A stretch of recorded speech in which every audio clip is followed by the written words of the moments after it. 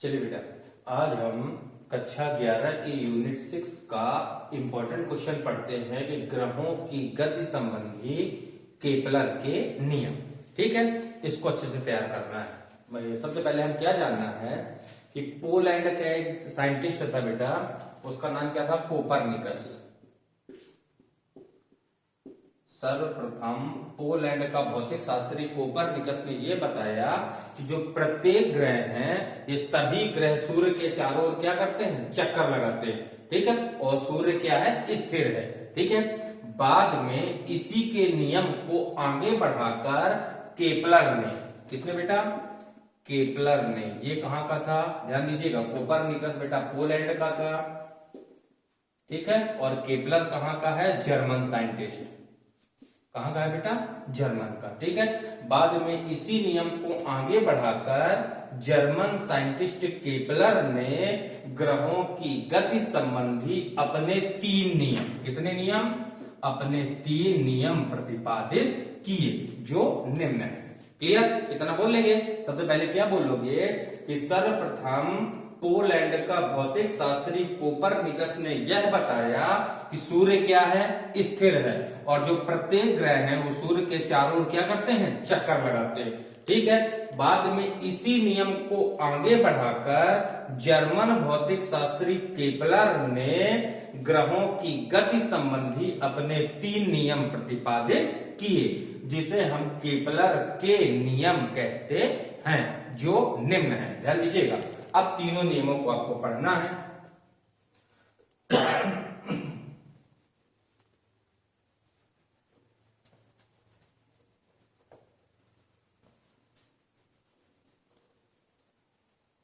चलिए बेटा, सबसे पहला नियम जानते हैं। ये लो, केपलर का प्रथम नियम।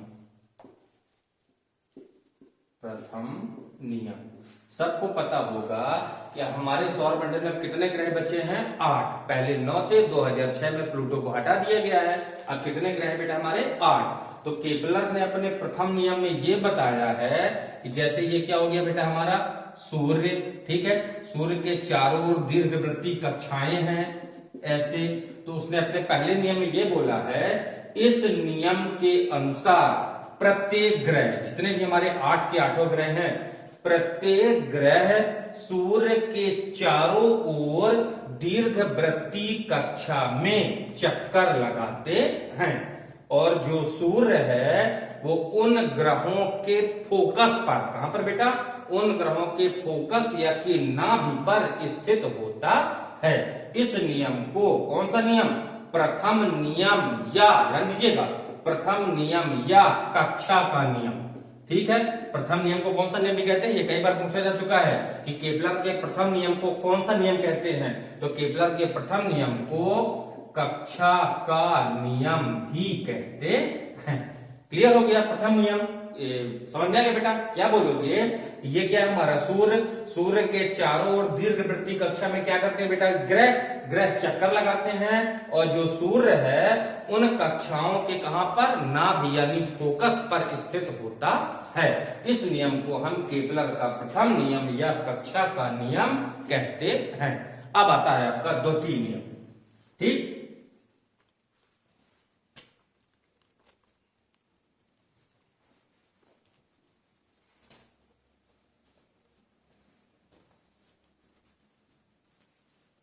चलिए, द्वितीय नियम वेरी सिंपल है। द्वितीय नियम को अच्छे से ध्यान दीजिएगा।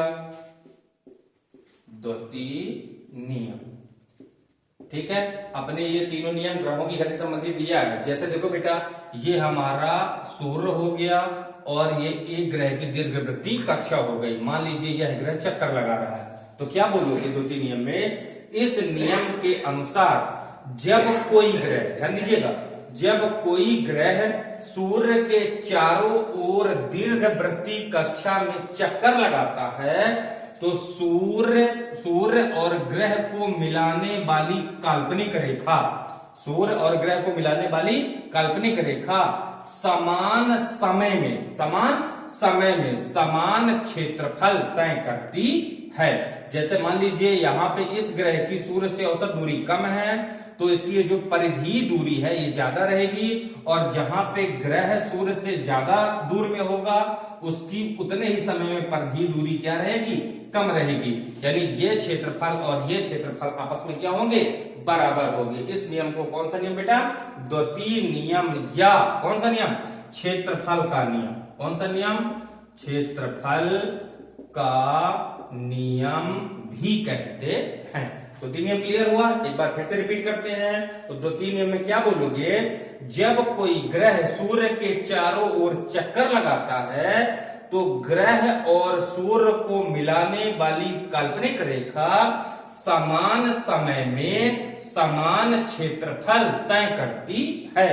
इस नियम को द्वितीय नियम या क्षेत्रफल का नियम भी कहते हैं। दोनों नियम क्लियर, पहला नियम दो और द्वितीय नियम। अब चलते हैं बेटा अपन तृतीय नियम, ये ज्यादा इंपॉर्टेंट है।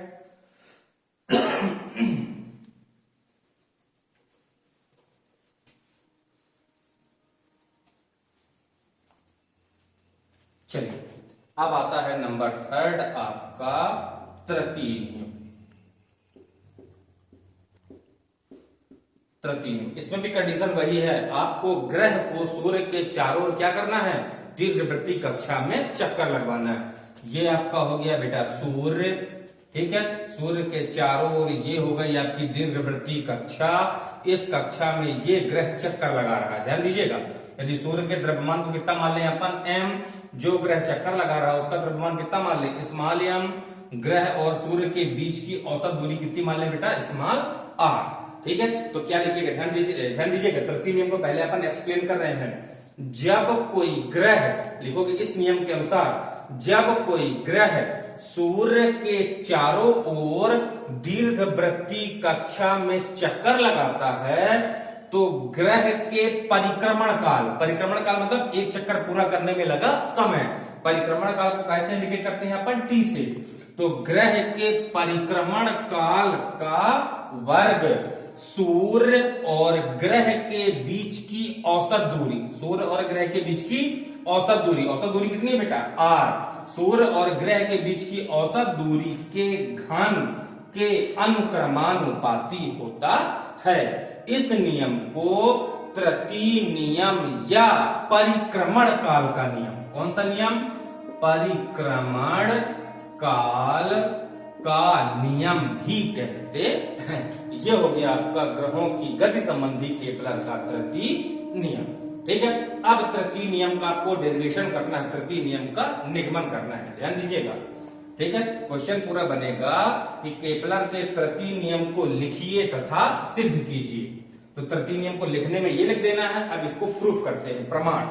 क्वेश्चन रहेगा आपका तृतीय नियम का प्रमाण, तृतीय नियम का निगमन, ठीक है, निगमन या कि प्रमाण। इसके लिए छोटा सा चित्र बनाएंगे, ये चित्र बन गया।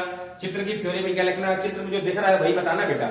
इसमें सूर्य का द्रव्यमान m, ठीक है, और सूर्य के चारों ओर r त्रिज्या की दीर्घवृत्तीय कक्षा में स्मॉल m द्रव्यमान का कोई ग्रह v वेग से, कितने वेग से, v वेग से परिक्रमा कर रहा है, इतना थ्योरी लिखना है, ठीक है। चलिए अब जैसे जो ग्रह है सूर्य के चारों ओर परिक्रमा कर रहा है तो सूर्य ग्रह पर कौन सा बल लगाएगा, आकर्षण बल। लिखेंगे सूर्य द्वारा ग्रह पर लगाया गया गुरुत्वाकर्षण बल F बराबर कितना होगा बेटा, GM अपान r स्क्वायर। इसको मान लेते हैं अपन समीकरण नंबर ए। अब जो ग्रह है सूर्य के चारों ओर कैसी कक्षा में चक्कर लगा रहा है, दीर्घवृत्तीय कक्षा में, यानी वृत्तीय गति कर रहा है।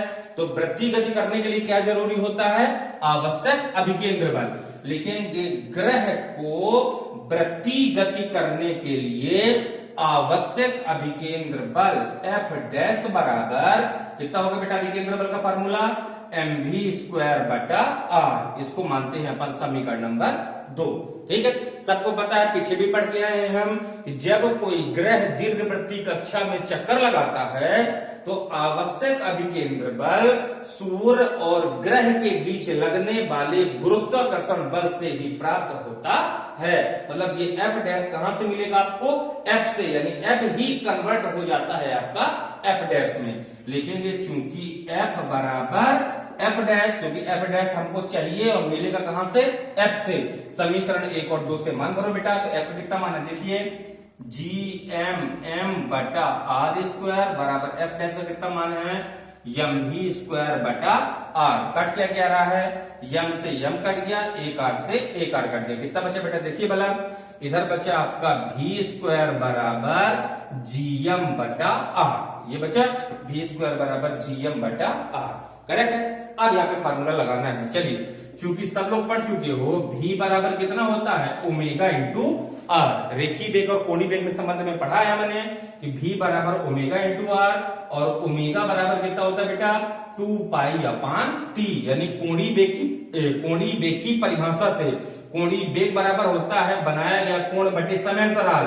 तो एक राउंड पूरा करने में कितना कोण बनेगा, 360, और 360 को रेडियन में कितना लिखेंगे अपन, 2 पाई। और एक राउंड पूरा करने में लगा समय यानी आपका आवर्त काल होगा, यानी परिक्रमण काल होगा। इस ओमेगा का मान यहां प्लेस करिएगा, तो भी बराबर कितना आ जाएगा आपका, ओमेगा की जगह देखो बेटा 2 पाई अपान टी इंटू ये आर पहले से है। इस भी के मान को आपको यहां प्लेस करना है। इसको चाहे अपन समीकरण 3 मान लेते, लिखेंगे बेटा समीकरण 3 से भी की जगह वैल्यू प्लेस करना, तो भी का मान 2 पाई आर अपान टी है। तो चूंकि भी स्क्वायर है, इसका वर्ग करिए, 2 का वर्ग कितना आएगा, 4, पाई का वर्ग पाई स्क्वायर, आर का वर्ग आर स्क्वायर, टी का वर्ग टी स्क्वायर इक्वल ये कितना है बेटा, जीएम बटा आर। क्रॉस मल्टीप्लाई करिए, तिरक गुणा, तो टी स्क्वायर का गुणा हो जाएगा जीएम में। ठीक है, थोड़ा सा इसको मिटा देते हैं। चलो बेटा, जब गुणा करेंगे तो टी स्क्वायर का गुणा जीएम में होगा, तिरक गुणा में, तो टी स्क्वायर जीएम बराबर इसका गुणा करिए तो 4 pi square R cube. 4 pi square को इधर बुलाओ बेटा, यदि जीएम को उधर ले जाएं तो टी स्क्वायर बराबर 4 पाई स्क्वायर बटे जीएम इंटू आर क्यूब। ठीक है, अब यहां पे ध्यान दीजिएगा, 4 पाई स्क्वायर बटे जीएम ये सब हमारे नियत मान है। चूंकि 4 पाई स्क्वायर बटे जीएम बराबर के क्या है बेटा, नियतांक, मतलब जिसका मान किसी भी कंडीशन में परिवर्तित नहीं होता उसको अपन किसके बराबर मान लेते हैं, नियतांक यानी के। 4 संख्या है, पाई का मान 22/7, जी क्या है बेटा, सार्वत्रिक गुरुत्वाकर्षण नियतांक, इसका मान सब लोग पढ़ चुके हो 6.67 गुणा 10 की घात -11। एम क्या है, सूर्य का द्रव्यमान, औसत में कितना मानते हैं, लगभग 10 की घात 30 केजी। ठीक है बेटा, ये सब हमारे के बराबर हो गए, इसकी जगह के प्लेस कर लीजिए, कितना आ जाएगा, टी स्क्वायर बराबर के आर क्यूब। और जब नियतांक को हटाते हैं तो बराबर हमारा काहे में कन्वर्ट हो जाएगा, अनुक्रमानुपात में, तो टी स्क्वायर अनुक्रमानुपात आर क्यूब। ये है आपका केपलर का तृतीय नियम। ऐसे करना बेटा आपको ग्रहों की गति संबंधी केपलर का तृतीय नियम, राइट, आ जाएगा। बढ़िया से कंप्लीट करिएगा, इंपॉर्टेंट क्वेश्चंस हैं।